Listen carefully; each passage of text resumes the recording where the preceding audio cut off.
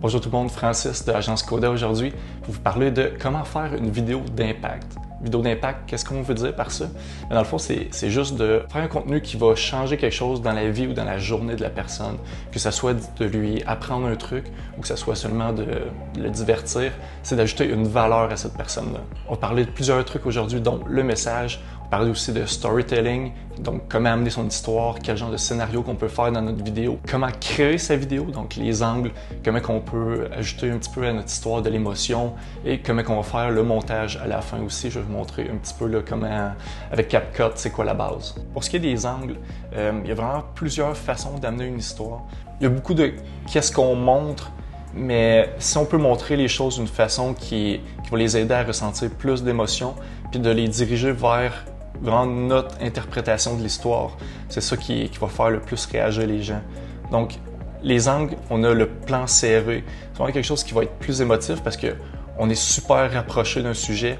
On peut voir plus d'émotions, on peut voir plus de détails. C'est quelque chose qui s'apparente beaucoup au close-up extrême. Sauf que souvent, le close-up extrême, on va attirer l'attention sur un truc où on va mettre du mystère un peu, vu qu'on ne voit pas grand-chose à part vraiment qu'est-ce qu'on veut montrer spécifiquement. Ça va être vraiment quelque chose pour montrer un élément qui est important parce que quand on a un extrême close-up, on est tellement proche du truc que ça n'a pas le choix de faire du sens dans l'histoire. L'angle bas, c'est pour faire apparaître plus large un sujet. T'sais, on se rappelle tous de... peut-être pas tout le monde, là, mais tous ceux qui ont été tannants à l'école, quand ils étaient plus jeunes, on se rappelle que on était toujours plus petit que notre enseignant, puis quand on se faisait chicaner, l'enseignant était toujours comme sur pas un piédestal, mais était toujours plus haut. Donc, ça donnait un aspect, vraiment une perception qui faisait que l'enseignant était vraiment plus autoritaire. Vu qu'on était plus petit, on se sentait plus petit, lui était plus grand.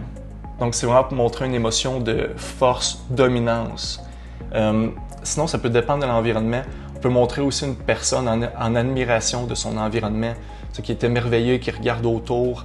C'est vraiment avec l'angle. Plus bas qu'on va, plus ça fait dominant, mais il y a un certain ratio qu'on peut respecter. Puis là-dessus, on va voir que vraiment ça va montrer la personne dans son espace.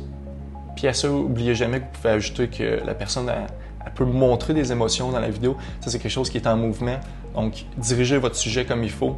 Ça reste vous qui est comme le metteur en scène. Donc, tout ce que vous voyez, que vous pourriez ajouter comme valeur dans votre vidéo, que ce soit au point de vue de le plan, les angles, l'émotion de la personne, ses actions, c'est vous qui devez diriger ça. On a le mode POV, donc se mettre à la place de la personne.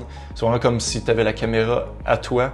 Donc ça donne une perspective différente. Ça fait sentir la personne comme si elle était la personne qui visite ou qui interagit avec un certain truc. Un plan large, c'est à peu près le plan le plus important parce que c'est quelque chose qui va introduire l'environnement. Vous n'êtes pas obligé de commencer votre vidéo avec un plan large, mais dans les 2-3 premières séquences, vous devez absolument en avoir un parce que sinon la personne ne sera pas capable de se mettre dans l'histoire. On parlait dans le storytelling de montrer la situation présente, mais dans la situation présente, il y a l'environnement. On est où, on fait quoi, est-ce qu'il y a d'autres personnes autour, tous ces détails-là, c'est avec un plan large qu'on va réussir à le faire. Ensuite, on a l'angle long. C'est à peu près le sujet des pieds jusqu'à un peu en haut de la tête, parce que large, quand on disait que c'est pour montrer l'environnement, c'est vraiment que ça va être plus large que ça. Donc, plan long, retenez le sujet, que ce soit un objet ou que ce soit une personne, des pieds à la tête. Donc, si c'est un cadre, ça serait le cadre au complet, mais qui ne montre pas vraiment qu'est-ce qu'il y a autour, contrairement au plan large, qu'on verrait que c'est dans une pièce complète. Avec le plan long, c'est à partir d'ici jusqu'au close-up qu'on met l'emphase sur le sujet puis ses actions. Parce que, justement, avec le plan long, vu qu'on voit bien le sujet, on est capable de voir toute la façon qu'il bouge, toute la façon qu'il va réaliser quelque chose. Puis avec ça, quand on va le mélanger avec d'autres angles, c'est là qu'on va vraiment créer plus d'émotions, créer plus d'emphase sur certains détails. Un angle médium, c'est vraiment la moitié du sujet. Donc, on avait le plan long juste avant, puis on voyait le sujet complet.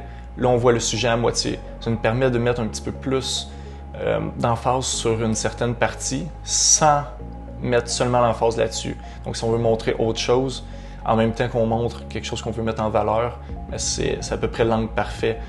On commence à créer beaucoup d'émotions à partir de ça parce que on se sent en proximité. C'est à la distance où une personne se trouve habituellement d'un sujet. Donc, pensez quand vous parlez à quelqu'un, quand vous regardez quelque chose dans un musée, c'est à peu près ça que vous allez voir parce que vous allez vous rapprocher pour voir plus de détails, mais sans être trop près pour ne pas voir l'ensemble du truc.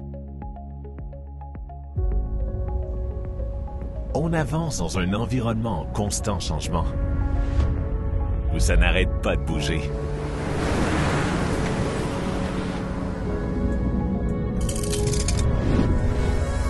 Un univers tourné vers le futur.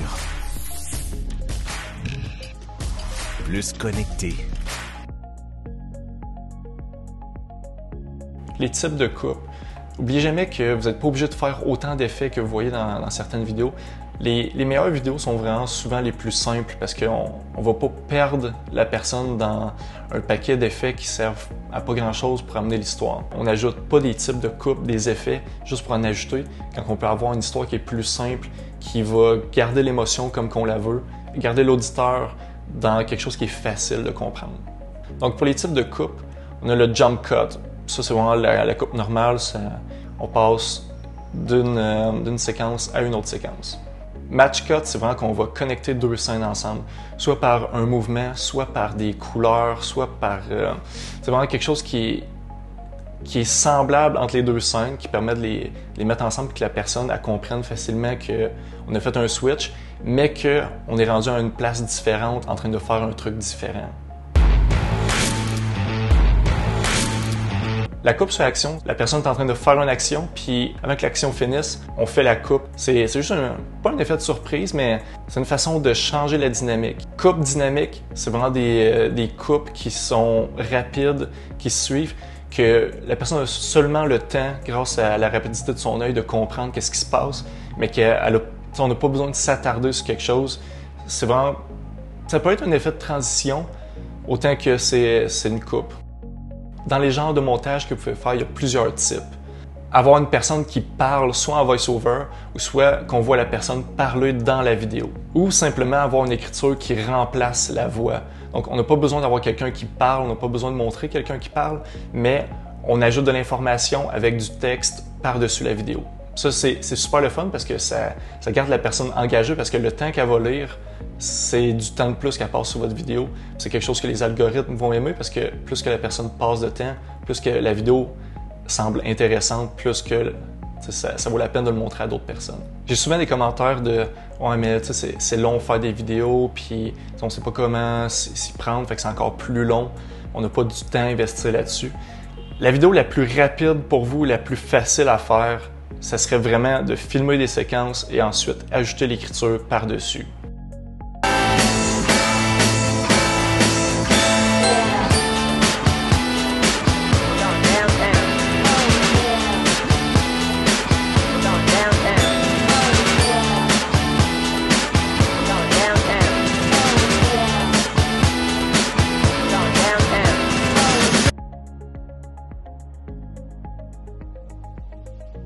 Le message, c'est vraiment qu'est-ce qui est le plus important. Qu'est-ce qu'on veut faire comme message? Pourquoi on le fait? À qui qu'on va s'adresser? Mais pour commencer, on fait pas une vidéo juste pour faire une vidéo. Comme je vous disais un petit peu dans l'intro, c'est qu'on va pas faire une vidéo pour le fun. Il faut qu'on ait un but avec la communication qu'on amène. Parce que une vidéo, c'est une communication. Donc, qu'est-ce qu'on veut faire? À qui qu'on parle? C'est quoi la valeur qu'on veut ajouter avec cette vidéo-là?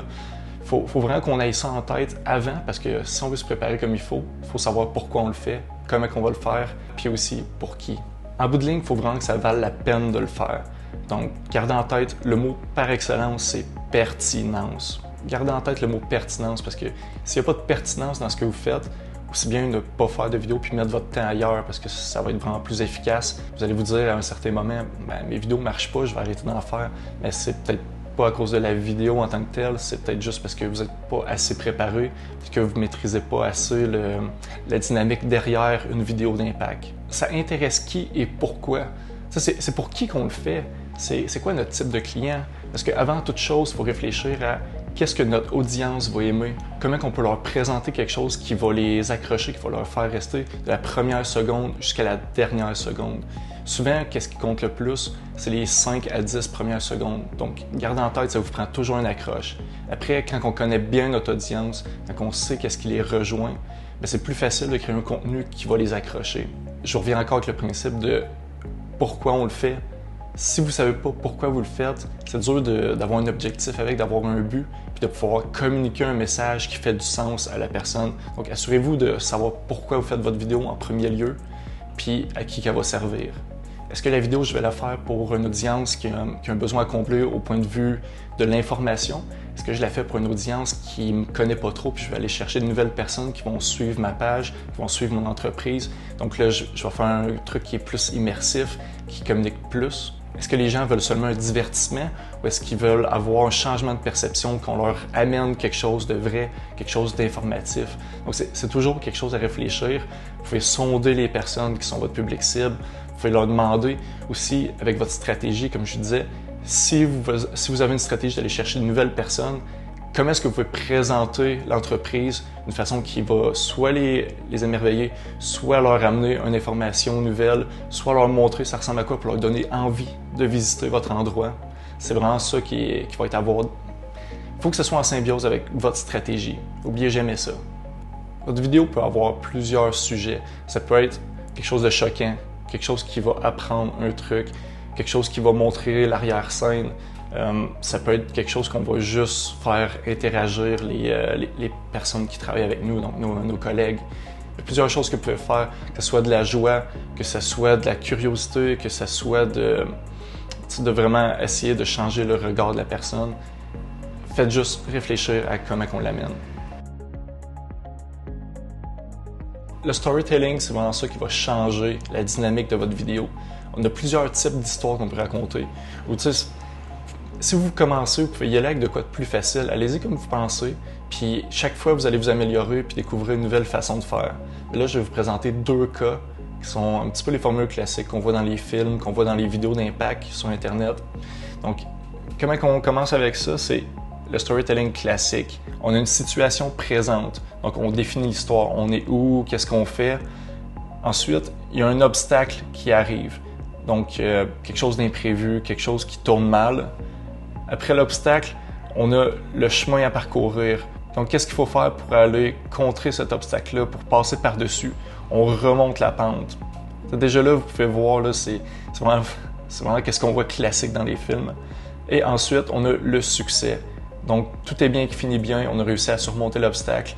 Le héros a gagné. C'est vraiment un petit peu ce phénomène-là. Une variante intéressante, c'est un petit peu le même principe. On a la situation présente, donc on a un petit résumé, on a un objectif, donc qu'est-ce qu'on veut accomplir avec qu'est-ce qu'on est en train de faire. Après ça, qu'est-ce qui s'est passé? On fait un petit retour là-dessus, on voit des images de qu'est-ce qui se passe pendant qu'on fait l'objectif. Et après, tu as une leçon ou un succès. Donc la leçon, c'est plus pour le type de vidéo qu'on veut changer la perception de la personne sur un truc ou juste y amener une idée nouvelle. Et ça, vous pouvez voir, il y a 2 petites étoiles. C'est encore mieux avec une difficulté rencontrée qui met le tout dans le doute de réussite. Donc, tu sais, des fois, d'avoir un petit renversement de situation, c'est vraiment une façon d'attirer la curiosité de la personne puis de pouvoir la faire rester plus longtemps.